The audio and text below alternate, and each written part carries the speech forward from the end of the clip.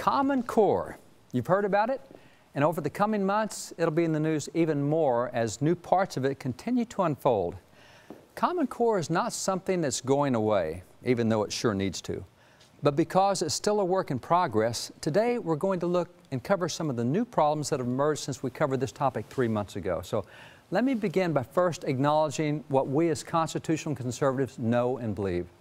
Our kids are one of America's most precious resources. Like snowflakes, God made each and every one of them unique.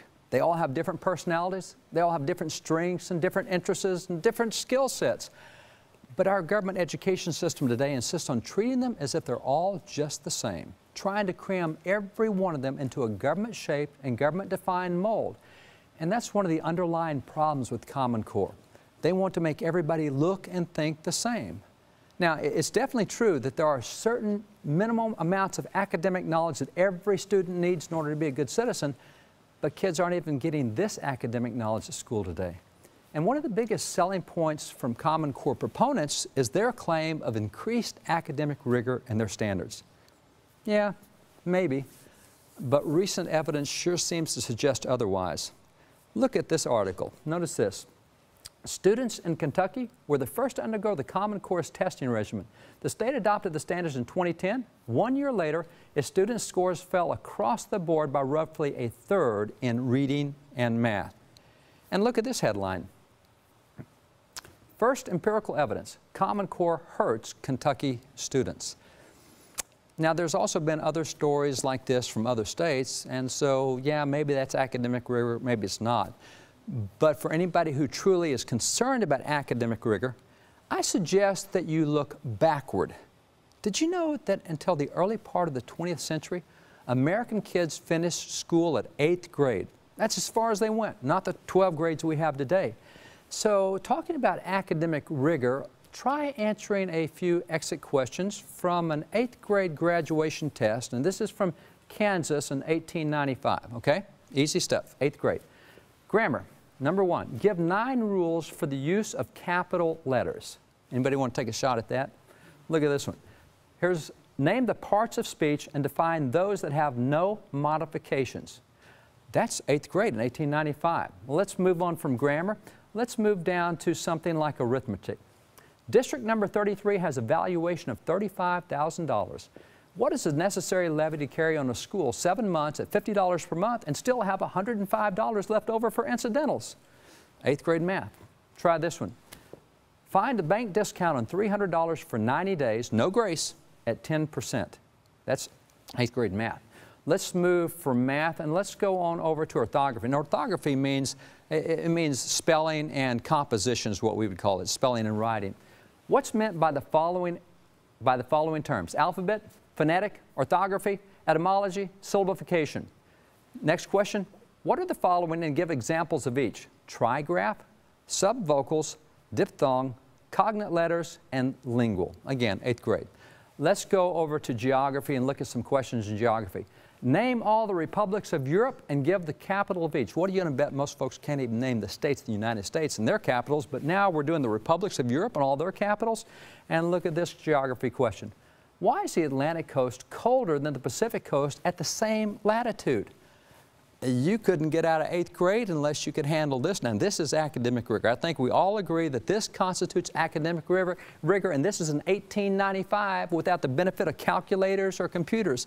You see, back then, kids were actually required to use their brain. But in case you find these 8th grade questions to be a bit too hard, let's back up a bit more and try some 4th grade questions from 1862. Now, here's a 4th grade, notice this. This is in Chicago, 1862. You have 35 minutes for this test, 4th grade geography. Here's 4th grade questions. How many degrees of longitude are there? How many degrees wide are the temperate zones? Name the principal animals of the frigid zone. Look at this one. What portion of the people in the globe are pagans? What portion Christians? That's 4th grade stuff. You see, this old stuff represents true academic rigor. Education today is moving further and further away from it, and Common Core certainly seems to be contributing. And maybe part of the problem is the new teaching methods that are associated with teaching Common Core. Look at this clip from M.J. McDermott, a local television personality in Washington State. She's going to explain one of the crazy new ways that math is being taught there. Watch this.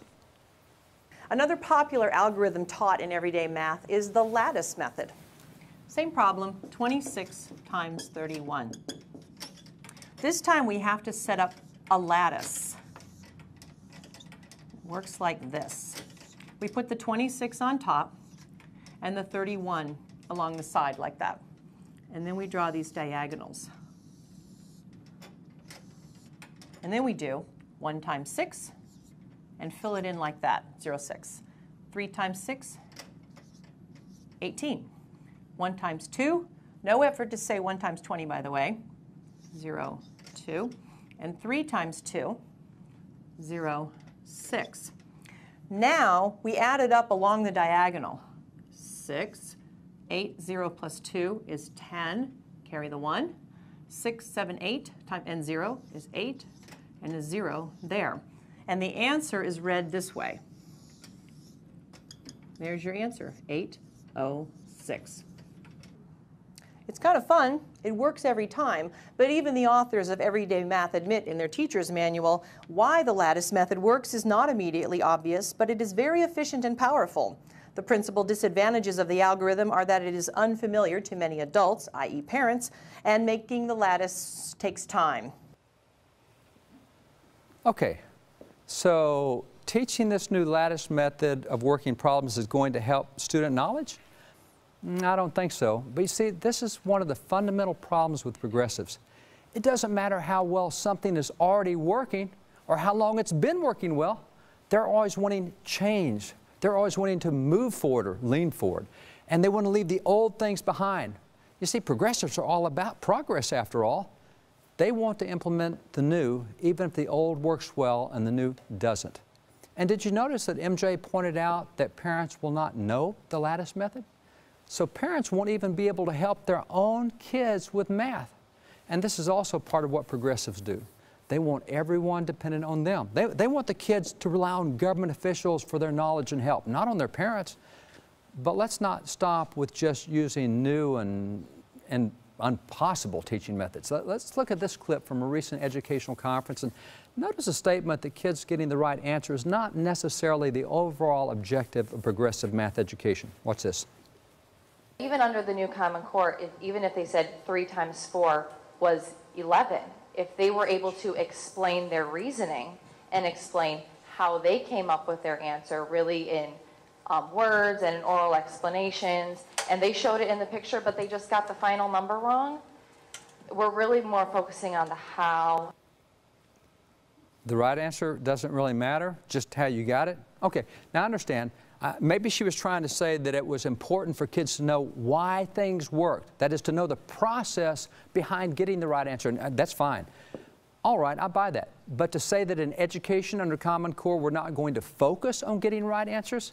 How about getting right answers and getting the process? You see, maybe this is why test scores dropped in Kentucky. Who knows? But in addition to all of these immediate problems, Common Core also presents serious problems for the future of the Republic.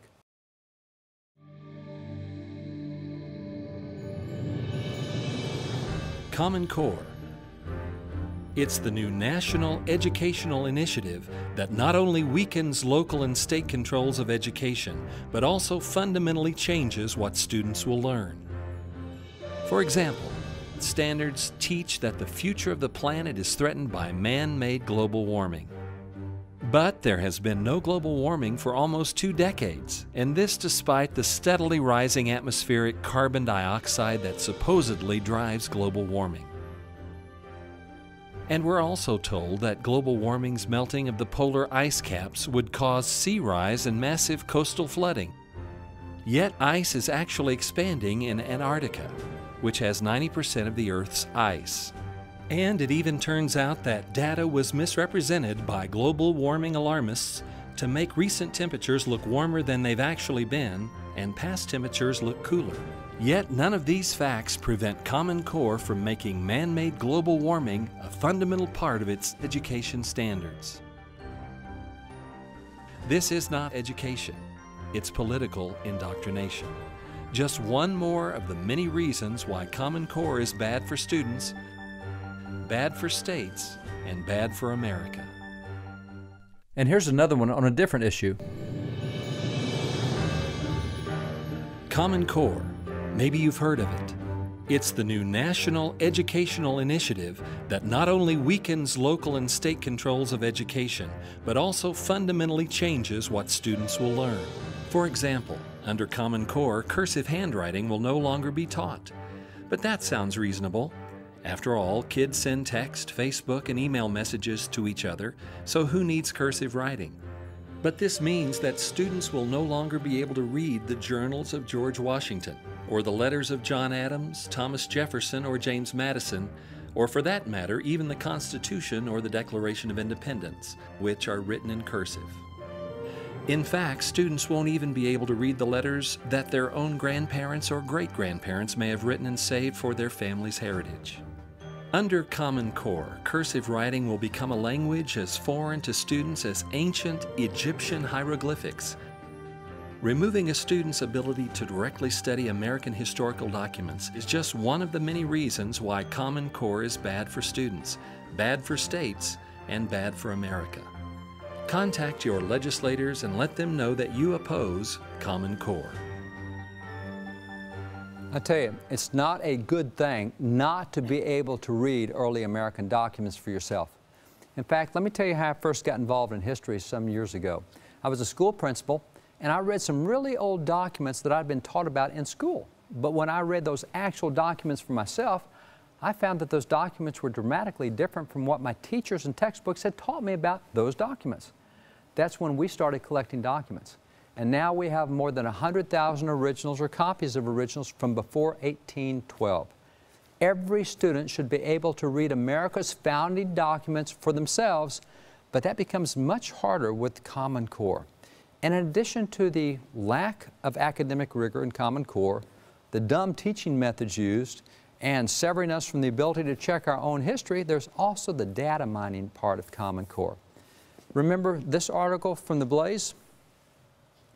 Indoctrination, data mining, and Common Core. Here's why America's schools may be in more trouble than you think. And remember this article? American Thinker. There seems to be little recognition yet that the Common Core gives schools and third parties unprecedented access to students' personal information. The federal government is acquiring a massive amount of data that can be sold to the highest bidders. So, they'll take our private data? Well, that really shouldn't worry anyone. I mean, we trust the government to do the right thing with all that data they're going to collect from our kids about us. And if you want proof they'll do the right thing? That's easy. Just think of how well the NSA and the IRS have protected and respected our personal data. I mean, so what's the worry? Okay, so maybe there is some history of the government agencies abusing our personal data, but remember, this data collected about us from our kids can be sold to private groups. And what's so bad about that? All you have to do is listen to what David Coleman has to say, and you can immediately see the problems and the dangers. David Coleman is the president of the College Board, and they're the ones who produce the SAT test for college-bound students. Time magazine calls him, quote, the architect in education, because, as they explain, his quiet work behind the scenes on the proposed Common Core standards makes him among the most influential figures in American education today. So David Coleman, who definitely strongly supports Common Core, is going to give us an example of how private information can be used in sophisticated ways to advance progressive causes. Listen to this clip of him at a New York educational conference. Let's remember who really won the election. Shall we call it Nate Silver? Against all the blowhards of political commentary, the predictions of the nerds were decisive. But perhaps more exciting than the person who stood to the side and handicapped the election is the person who led the Obama campaign's use of data to galvanize a generation of low-income people to vote like they had never had before. Whether you are Republican or Democrat, the simple precision and excellence of the use of information to achieve a result is something in my mind that deserves astonishment. It means, again, that there is no force greater. Think about it. Think about it. Hundreds of millions of dollars spent on this campaign. And what made the difference, right? A lot of things. But this incredible precision and insight gained from data, not only knowing where people are, but testing various interventions, seeing what works, keeping focused on delivering them. That's not how I want my private information used. And I don't care whether it's for the Obama campaign or anybody else's campaign. I don't want the government collecting more information about me, and I especially don't want it done through my unsuspecting kids. Using our kids to push progressive agenda is despicable. Recall this story?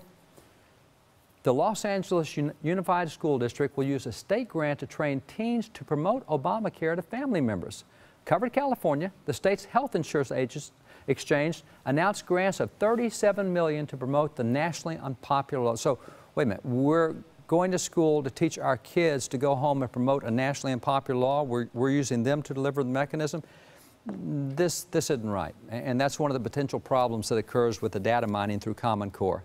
And by the way, Common Core understands that they're starting to take a beating from the public right now, so they've changed the name of their most recent product to, quote, Next Generation Science Standards. Now, it doesn't say Common Core, but it's still the same thing. We have a saying in Texas that you can put lipstick on a pig, but it's still a pig. Well, they dropped the name Common Core from the new science standards, but that's just their lipstick. So these are just a few of the problems with Common Core that have emerged in recent months, and there are certainly many others as well. Did you know that today the most powerful force in shaping education, philosophy, and knowledge is testing? Testing drives everything about education. Let me explain. I've been officially appointed in numerous states to help write their social studies standards. Well, a few years back when we did the last set of standards in Texas, an interesting discussion arose. There were some 15 of us who did the standards, and we were praised for producing such a great set of standards, but I pointed out that, you know, good standards don't ensure good content in the textbooks. I've often seen textbook publishers go in the direction they want to go rather than the direction set forth in the standards that they're supposed to follow. Now, in my case, I'm also often asked by publishers to help write their textbooks, so I sometimes get two shots at making sure kids get good content. I get one with writing the social studies standards and one with helping write the textbooks. But even that's not enough. Why? Because the test drives the entire process in education today. School funding and even teacher pay raises can be tied to student performance on tests. So teachers teach to the content of the test rather than the content either of the textbooks or the standards. So whoever writes the test ultimately determines what students will be taught and what they will learn. And there's something else you should know about educational testing. 2 decades ago, a number of standardized tests were used in schools across the nation. Some schools used the Iowa Test of Basic Skills, and others used the Stanford Achievement Test, and others used the California Achievement Test. And by the way, the California Achievement Test is the one we used in our school, and it was introduced back in the 1950s. Now, in the school in Texas where I was a principal, that California Achievement Test, we used it, and those tests, all those tests were used across the nation. So because of that, you could see how your students fared with students in other states. So one year, I don't know, North Dakota might be #1 in the nation, and maybe Nebraska was 12th, or I don't know, Mexico or Alabama or somebody was 40th or whatever. But comparing one state against another put too much pressure on educators and bureaucrats, and especially if their schools weren't the ones that were doing well. So to alleviate that pressure, states soon began making their own tests just for their students. That kept their states from being compared with other states. So the state who had been 47th or 49th or whatever no longer was. So having a test for each state removed the pressure for states to perform well when compared to other states. Now, additionally, tests are also regularly renormed, and especially when scores get too low. Often when a test is renormed, voila, school students are suddenly much smarter than what they were. Now, look at what happened with this national test. I've got, let's see, right here, or which way? Ah, there it is. See this test? You can see the scores on this test, and you can see how they had been high in 66, and then you see where they fell, and then they got low. Now look at the next point on the graph. Look what happens. That's where they renormed the test. Now you see at that renorming point, look what happened after they renormed the test. Boom, it's a skyrocket. Look how it shot through the roof. In only 1 year's time, students went from being the lowest they'd ever been on that test to being the highest in the history of the test. Now, how did kids get that smart in just 1 year? That's because they renormed the test. So that's what happens when you renorm. They can go through the roof, and that's the result of renorming. So once again, the pressure's off educators. When you renorm a test, everybody looks like they're doing great. Now, when I was a school principal, I tried an experiment once, and so I had our students take 2 separate versions of the same achievement test. I used the California Achievement Test, but with the norms from 1973, and I used the California Achievement Test with the norms of 1985. Now, generally, the kids usually got maybe 2 grade levels smarter or dumber, depending on which one of the 2 tests they took first. So the older the test, the more rigorous it was. Just as we saw earlier with the 1895 8th grade test and the 1862 4th grade test, renorming a test can often make test scores look better than what they really are. So in today's educational system, testing makes all the difference. Therefore, whoever writes a test and who determines what questions will be on the test has more influence on what happens in education than those who write the core standards or those who write the textbooks. Now, in the case of Common Core, not only do they have standards, but they've gone hand in glove with the academic assessment testing, and that's just one more of the many reasons that Common Core is not good for America. We've got a panel of folks. We've been busy all day. The last 2 days, actually, we've been going over all sorts of Common Core things. So we got heroes here from states all over the country. We have legislators here. We have grassroots activists. We have communication specialists. And just looking over this, and one of the concerns that everybody's had has been over what happens with the academic assessment testing. Doesn't matter what district you live in, doesn't matter whether you have kids in school or not, this is what's happening in your district. It's what's happening in your schools. It's what's happening with Common Core. And this is why the assessment testing in Common Core is such a bad thing right now. Contact your legislators, stand up. Common Core, lots on the blaze you can look at to get the information you need to make a difference in your community. Protect your kids from this stuff. Let them have a rigorous academic education. Get them good books. Good night from Dallas.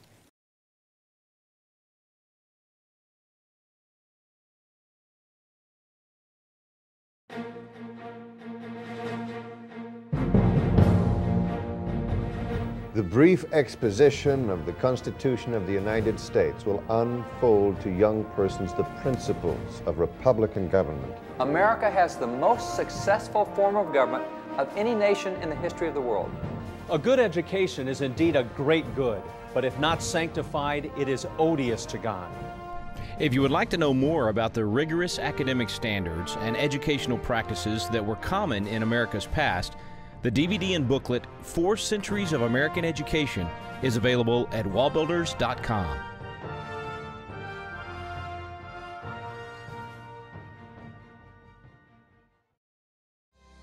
To continue building on the American heritage or to find books and other resources, visit wallbuilders.com. Founded by historian David Barton, Wall Builders is an organization focused on rebuilding the walls of America's unique religious, moral, and constitutional heritage by educating the public and encouraging people of faith to become active in the civil arena. Learn the truth of America's past so you can shape America's future. For more information, go to wallbuilders.com.